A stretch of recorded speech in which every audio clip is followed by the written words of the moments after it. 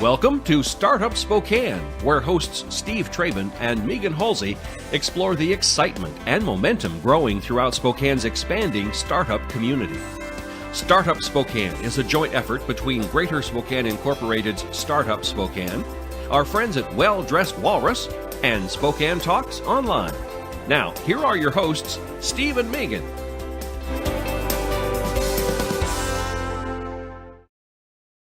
Welcome to Startup Spokane on Spokane Talks Media, your podcast home for everything entrepreneurship related in the Spokane region. I'm your host, Steve Traben. Joining me is Megan Halsey. And Startup Spokane is a program of Greater Spokane Incorporated. So whether you have an idea, you're launching, or you're growing your business, we're here to provide you with resources to help you be successful. So with that, Megan, let's get our guest introduced today. I am really excited that today we are hosting Robbi Katherine Anthony. Robbi is a serial entrepreneur and is the co-founder of Gravity. And Robbi, can you tell us a little bit about yourself? Yeah. So I'm currently running a software startup called Gravity. I've been running ventures for about the last 10 years. I've had success in the hardware space and the software sector before. Definitely really went into hardware for a couple of years, and this is kind of my first foray back into software after a brief hiatus. So it's good to be back. As they say, hardware is hard, but software is also hard. I was going to say, maybe more hard. But let's talk about Gravity. What exactly is Gravity? What's the concept? Yeah, so Gravity is a dating app. And so unlike the other dating applications, it is a matchmaking platform. And you actually do not pick your own matches. So traditionally with something like Tinder or even Match.com, you are in some way in control of who you're getting matched up with. On Gravity, you have no control over that. It's other people doing it, and then we crowdsource it. So you get an aggregate recommendation as to who people think you should be with. So succinctly put, you get a push notification in the morning that is something to the effect of 30 people think you should be with somebody else. Why not start a conversation? That's really cool. So how do you find people who are going to do those matches for you? Is it just other daters, or can your friends and other people get on and suggest matches for you?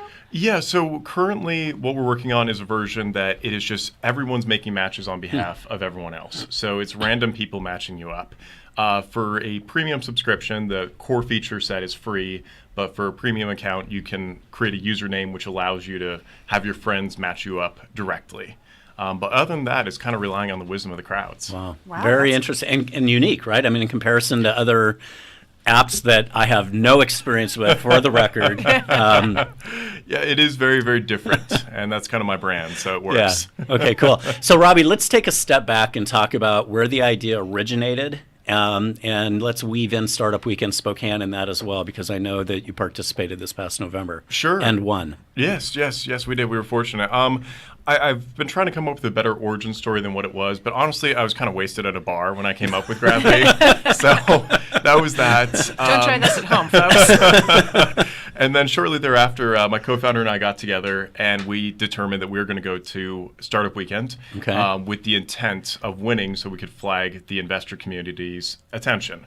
And we were fortunate enough to take first place. Yeah. And then we stumbled into Startup Spokane and the Mind and Market program, and they gave us a huge leg up by being the first people to come in and invest in us. So let's dissect it a little further. Sure. Because we've got time, in this program to kind of talk a little more in detail about Startup Weekend. You came in with the idea, but during Startup Weekend, were there pivots? Did you make course corrections? You had a pretty robust team of individuals. I think you actually had the largest team. So let's just talk about how that experience actually helped continue to shape and evolve the original idea. Yeah, it was a great experience. We had kind of a unique blend of hard skills, so anyone that is STEM oriented, and then the squishies, the business, marketing, all those fun people. And what it did for our application was really vet the bad ideas from the good ideas. So we started with, just all the pie in the sky ideas, like maybe we should, have these profile features and that. And it just allowed us to refine and distill into a concept that had close to universal appeal as we could. And when you're working with a group, it vets the product really, really fast. And especially in a Startup Weekend environment with 54 hours on the table, there's really no time to get hung up on things. So you make decisions very, very quickly. And you were in that process. You were doing some market validation, right? You were out surveying folks. Talk a little bit about that, because I think you cast a fairly wide net for such a short weekend. We did. So we surveyed a ton of people. It was close to 300 some odd individuals, and that allowed us to hone in that people were frustrated with the status quo of dating apps, which was excellent news for us. And then we were able to conduct some early alpha tests and have people use the rudimentary version of the application we created, and that validated that people liked the alternative offering that we were bringing to the table. So when you couple a product that fits that need, when people are tired of what exists, with an experience that's really exciting, that's when you know you've got lightning in a bottle. Yeah. And so how did Startup Weekend springboard you into bringing Gravity to life in the real world? Yeah, it gave us that initial credibility. Startup Weekend also has some incentives if you take first place, including an opportunity to pitch at the Spokane Angel Alliance, which we were able to take care of. It gave us some time with some initial attorneys, some accountants, some marketing help, membership to Startup Spokane. So it really took us from being kind of that conceptual kind of idea to something that was real. It really made us into a company over a weekend. Yeah, and I would say, for Gravity and you and your team, a lot has happened in a very short period of time. It's been very compressed, right? Yes. You had a fairly large team at Startup Weekend. You and your co-founder, Patrick? Yes. Came to Startup Weekend with the idea. Did any of the other team members stick with you afterwards? They're all there. So they're still participating? Yeah, so we have a Slack channel in which we keep everyone up to date. And they're not all in the area, so that's just the easiest way to communicate. And what Patrick and I told them is that it's Patrick and my time to do our job and raise funds. And once we've done that, we'll have a conversation to see everyone's role. Yeah. But we want to make sure everyone has some place at the table, whether it's in an advisory capacity, on the masthead, to honor the work that they did, because we wouldn't be here without them. Yeah, and I've been involved in Startup Weekend since we started it in 2012, and that's unique too, because in most cases the teams disband out after the weekend and kind of go and do their own thing. So kudos to you and your leadership, Robbi. I watched you personally during that weekend, and you were very team centric, and you really delegated. You celebrated with the team. You really included them, and I think that's just really that doesn't happen all the time. Well, the way I see it, that's my job. Yeah. I was leading the company. My singular responsibility is to surround myself with people that are smarter than me. Right. And whether that's investors, local resources, or a team, I'm just fortunate to often find those individuals that enhance my efficacy. So how are you designed to compete against the other dating apps out there in the market? How are you going to kind of take on Tinder or Match.com and compete head-to-head? What's your strategy for that? Well, the beauty of it is that most people that use dating applications use multiple dating apps in tandem. So we don't need to steal from Tinder to grow. And it's very plausible that there will be users of Gravity that are also using Bumble, Plenty of Fish, Grindr, whatever they're going to be. So for us, it's less about head-to-head competition, and it's more about reaching kind of that level of saturation that you need for a dating app to be effective. Because if you sign on and there's only 2 people, you're not going to have a good time. Right. So that's our biggest challenge. And how you diversify yourself or separate yourself from some of these other apps is really kind of back to this crowdsourcing, or is that what you call it? Correct. Crowdsourcing. Correct. So let's talk a little bit more about that functionality. For a person like myself, I'm just trying to get my arms around how I visually understand how Gravity is going to be different than some of these other apps that you've described. Yeah, so your queue of people that you've been matched up with has been curated by a collective of individuals. And those individuals, are they people I know, or could they be anybody? They are anyone by default. And so what you're not necessarily seeing is you're not getting a notification every time some stranger matches you and another person together. You're seeing kind of the top level of that when multiple people have started to make that recommendation for you to be with a person. So, materially speaking, it's less about, stranger on the street thinks that, John and Sally would be great together. It's no, there's this odd collective of total strangers that all had the same assumption that John and Sally would be better together. Interesting. Cool. So how do you ensure that every person who comes onto the app matches with somebody, or is that something you factor in? The beauty of the matchmaker, since we're using this crowdsourcing, is that we really don't need to care where they're located. The matchmakers could be all in Arizona, and they could be matching people in Washington. It really doesn't change the calculus. So by that in and of itself, that should provide ample supply of people who can do the matching. And everyone on the platform is a matchmaker. You cannot opt out of that. But you can also join the platform to exclusively be a matchmaker. So if you are in a relationship and you don't want to be given date recommendations, but you still want to play the game, you can still hop into it. Mm-hmm. And that's an interesting word too, the gamification of dating. Talk a little bit about how that plays into it. Yeah, I mean, anyone who's used these apps before, they know they're extremely addictive. I mean, they're absolutely fun to play. And so we're doing something a little bit different, that we're going to be giving our matchmakers points for successful matches. So there's a leaderboard aspect to it. There's a competition aspect to it. And it takes that central question of, oh, am I a good matchmaker? Because we all like to think we are, and empirically proves it, and it really puts it to the test. So we're excited to see who climbs the top of the leaderboard. Maybe it's people in relationships, maybe it's perpetually single people. So Robbi, is there another dimension where there's feedback as well? So like if you're not liking what people are suggesting, I mean, is there a mechanism that works against people that are trying to make matching? Yeah, that's a version 2 feature. Okay. So yeah, feedback is something that we're definitely considering how to implement. We're very cautious about new features because we don't want anything to ever pass the creepy threshold. So yeah, when you're playing with strangers' lives, you got to be very careful about that. Yeah, but feedback is definitely on the table. And I guess that's why I was asking, is you could see people sort of, playing the game and jokingly matching people that really shouldn't be matched, right? But then they would never meet the threshold because they could individually match that, but they wouldn't pass that recommendation on because the aggregate wouldn't do that, right? That's the hope. Self-control? Yeah, it is. But we'll look to expand and roll out those new features and keep the game interesting and active. So before we go to break, where are you in the process of, you just mentioned a version 2 feature, where are you with version 1? I mean... Yeah, we're still in development right now. We're currently trying to close a Series seed round, and we're making some great progress on that. Development will certainly continue to happen once we close the round, but it's still in an alpha mode. Okay, for sure. And is there already a website if people are interested as they're watching and listening to this program? Yeah, Robbi, is there a place where they can go to sort of continue to to get information, to track the progress, to say, hey, I want to be a beta tester? It is GravityProject.co. Okay, .co, not .com. Yeah, Gravity. We're still working on getting a good .com. Okay, so. good. And when should people expect for you to have your first version ready? What's sort of the high level target? We're still shooting for May.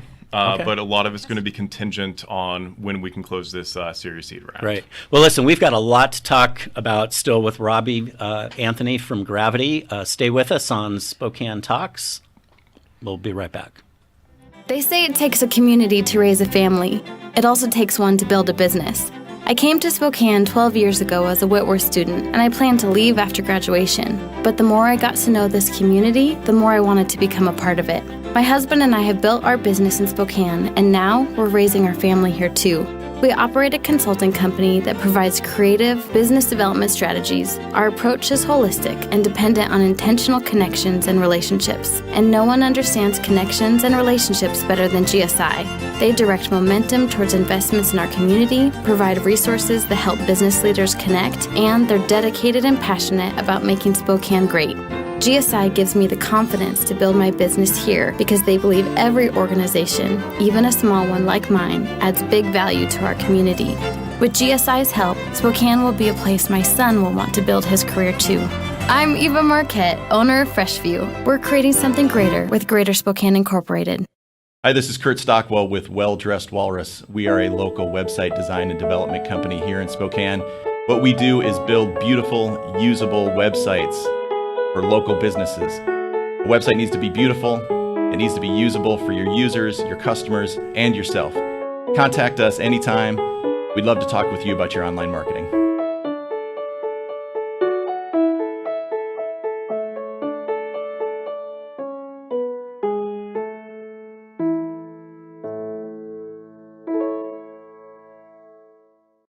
What?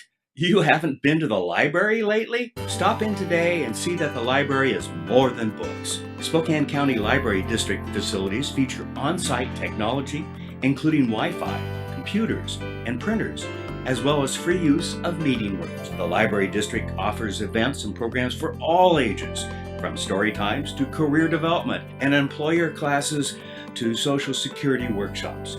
Our staff is well trained and happy to help. Find out more about your library at scld.org.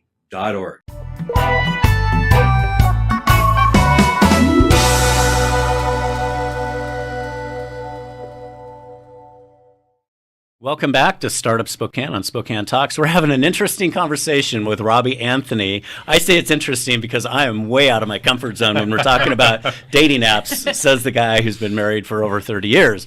But what an incredible idea and journey that you're on. And we spent the first half kind of talking about the idea, the app, where, the functionality. We talked about Startup Weekend. Let's talk now about, you've mentioned seed funding, right? And you're pursuing raising money. But before we get there, let's talk about kind of what got you to that point. And I think, Startup Spokane and Mind to Market as a program and a process, I think helped you with that, Robbi. So do you want to take a couple minutes and talk a little bit about that experience? Yeah, I would absolutely concur with the assessment that it helped us and very instrumental to where we are right now. So once we exited Startup Weekend, it was, okay, what next? And obviously we needed a space, we needed a headquarters. Startup Spokane was perfect for that. And then it must have been a couple days after that we reached out about Mind to Market. And Mind to Market really worked with us to get us in quickly and move us through with great haste, which was a huge lift because we wanted to move as fast as possible. You're not very patient. You're like me, and that's not a bad thing. That fits the entrepreneurship space well. And that's right, and that's the way we operate as entrepreneurs. And so, within just really a matter of a couple of weeks, I think we had you in front of the Mind to Market investors. Yes. Talk about it. Yeah, so we gave our pitch. It was a 10-minute pitch, so twice as long as what we were accustomed to after Startup Weekend. But evidently, it was worthy enough to earn a $25,000 investment via SAFE, with a couple other interesting opportunities attached to that, and that gave us so much credibility as we started talking to other investors because we said we've been invested in, someone has vetted us. Mind to Market is an accelerator program, which is a huge indicator to any investor that we're not just complete amateurs and we're not just freewheeling on this one. There's a nod that we're not alone. Nope, absolutely. I think it gives you incredible validation for other investors in the community. And I think one of the other things that came out of Startup Weekend and Mind to Market was this ability to put you in front of the Spokane Angel Alliance. Yes. And so I know Tom Simpson offered you that opportunity. And did you present in January? We did. We did. So in the spirit of moving as fast as humanly possible, we did that. And it was great. It was a great experience. We definitely felt like the audience appreciated the product and the presentation, and we've just been shaking trees ever since. We went down to Boise to pitch to kind of their equivalent of the Angel Alliance, and it just every step continues to accelerate the next. And you have a foundation of money now, or capital, that allows you to really move forward with your development? Absolutely. I mean, in parallel with continuing to raise money. Yes. So talk a little bit about how that dance is working. Yeah. So prior to the investment, I was working on a laptop that the B, the R, and the M key were all broken. And when R is in your first name and so is B, that's very problematic. So actually being able to invest that's funny. in that physical infrastructure, the computer technology to code, is really why we're able to keep going at this point. That's awesome. And then the other thing that the funding from Mind to Market helped with is it allows us to be able to go to these places to pitch. It took us to Boise. In April, we're going to Austin, Texas, and without that, we wouldn't have been able to afford it. So that's fantastic. That's fantastic. So you already have, from a team standpoint, do you already have the expertise that you need on your team and the skills that you need on your team to actually complete the development of the first version, or? Yeah, more or less. We will be seeking some outside extra development help to make sure we can get the application to market at the speed we're looking to move. But in terms of, if we needed to develop it ourselves in a garage, we could do it. Right. But if we want to get there by May, we're gonna bring some extra hands on for that first sprint. And so what's been the biggest challenge since you actually started out bringing in money and trying to actually make this into an MVP product that you can put out in the market? What have you found the most challenging so far? I mean, there's kind of two. Obviously, capital is very difficult to secure. Sure. I don't think that's necessarily unique to Spokane. I think that's just, most startups never make it out of the garage. So Yeah. we're just kind of getting to that next level. Myself and Patrick are also members of the LGBT community. And being two founders that are part of that community is extremely difficult. It's presented a lot more challenges than I think him and I were expecting. And that's one that has not necessarily reflected on the business operations itself, but is very taxing from a entrepreneurial emotional stance. It Sure. kind of wears on us a lot because we're given a very different hand than some of our counterparts. Yeah. How do you address that? How do you tackle that head on and push forward anyway? Well, in terms of addressing it, you don't. I describe it as kind of kicking a porcupine. It's going to hurt you more than it's going to hurt the porcupine. So when people keep calling me a guy, I can't ever critique that. When I get ridiculed for, my appearance, I really can't go after that. So Patrick and I just keep our heads down, keep moving, and we assume that once we reach the level of high enough success, hopefully that disparity will grow increasingly less. Yeah. So it's a difficult place to be because, I hope you don't feel like you're getting that from the majority of the local community, because I know that the work you're doing is amazing, and I hope that the work you're putting out is speaking for itself to get past those barriers. we're hoping. I mean, there's definitely challenges, and we don't think that most people are inherently malicious. There's just maybe a lack of understanding. For example, one of the questions we get a lot with respect to Gravity is, how are you going to make sure that this isn't a gay dating app? And if Patrick and I were not LGBT, I would reckon most people wouldn't ask. They wouldn't even ask the question. Yeah, so it's things like that. It's not mean-spirited. It's a lack of No, understanding. I think so too. And it's a layer of adversity that you have to deal with above and beyond Extra. the other adversity of Already being an hard. entrepreneur. So, hats off to you and Patrick for, staying head down and doing what you're doing. I think at the end, you're going to create greater awareness in our community about those differences, right? Yeah, we're excited to potentially level the playing field, and that people who follow in our wake will have an easier pathway. But at the end of the day, I've got a team, I've got investors that I have a responsibility to, and I would put my own feelings aside in a heartbeat to make sure I get the job done. Yeah. That's awesome. Call me what you will, except for one that is delinquent on getting a return on investment. Well, thank you for being so willing to share that. I think course. that's Thanks for being important. receptive. Robbi, let's talk in the last few minutes that we have. Let's talk about your big goals here for this year. Obviously, you've mentioned May as sort of the line in the sand for getting your application out. Is this an iOS and Android app? What's the platform? Yes, iOS and Android. Okay. We had to go with both. And are you planning to have both launched in version 1 by May? Yep. Okay. Where are you going to start? How Yeah. are you going to create a community that's The market. cohesive and start somewhere? So we're going to start in Spokane. Spokane's an excellent place to start software because it's big enough that you can really kind of test things out, but it's not a major metro market, which has some different elements to it. Sure. We're going to roll out to college students. So Gonzaga, Whitworth, Eastern, the Falls, and just go from there. By the end of the year, we're hoping to have about 55,000 users. We should be on version 1.2 at that stage. Nice. And more likely than not, we'll be raising for either a second seed or a Series A. And how do you monetize that? So you had mentioned that your initial rollout is going to, or at least the initial entry level is free for the user. So Correct. do you do ads? How are you going to make money? We will have premium accounts. So for the people that want to pay for it, they can get some extra features. like changing the aesthetic of the app, like switching over to a dark mode. But by far and away, the most requested feature is that ability to be matched up by your friends. Yeah, So for $5 a month, you can create a username, you can send it to the people you care about, and you'll still be matched up by the crowd, but you'll see the distinction of those people that you know personally matching you up. No longer are the days of beer pong. Now it's drink beer, sit on the couch with your friends, and match people up. Exactly. Right, Robbi. And again, let's remind our viewers where they can go for more information on Gravity. It's gravityproject.co. Great.